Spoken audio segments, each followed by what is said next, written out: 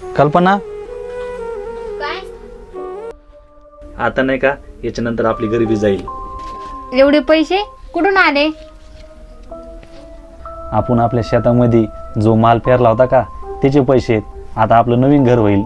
एका बाईला जर स्वतःचं घर असलं ना, दुसरं काही नसलं तरी चालेल. तुम्हाला माहिती आहे ना, आपण किती वर्ष झालं मातीच्या घरातून निघलो होतं, तर आपल्याला नवीन घर घ्यायचं होतं ना.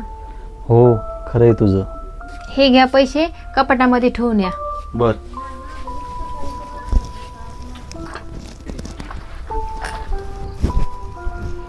अरे दादा, हा ताई. अचानक इकडं न सांगता?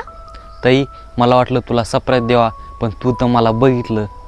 बरं आधी सांग, आई कशी आहे? हा, एकदम चांगली आहे. बरं तू बस, मी पाणी घेऊन येते. हा ठीक आहे.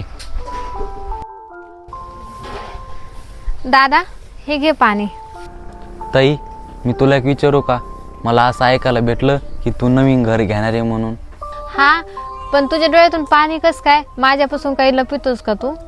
ताई, तू तर नवीन घर घ्यायली, पण तिकडं आपल्या आईची तब्येत बरोबर नाही. डॉक्टर म्हणले 2 दिवसात जर पैसे जमा नाही केले तर आईचं ऑपरेशन नाही होणार. ओ ऐकता का? कपाटातले पैसे घेऊन या बरं इकडं. दादा, तू टेन्शन नको घेऊ, आई लवकर नीट होईल. हे दर पैसे.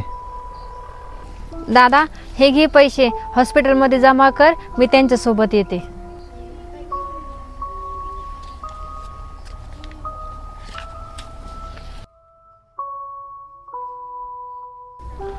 मला वाटतं आपण घर घेऊ शकत नाही. आहो, ते घर कोणत्या कामीचं की त्या घरात आई नाही म्हणून? घर तर आपण नंतर घेऊ, पण आईला जर काय झालं तर मग आपण आई कुठून आणणार? एक गोष्ट लक्षात ठेवा, आयुष्यामध्ये सगळं काही भेटल, पण आई वडील कधीच नाही भेटणार. हा, खरं बोलतेस तू. आई वडिलाशिवाय दुसरं काहीच नाही आयुष्यामध्ये.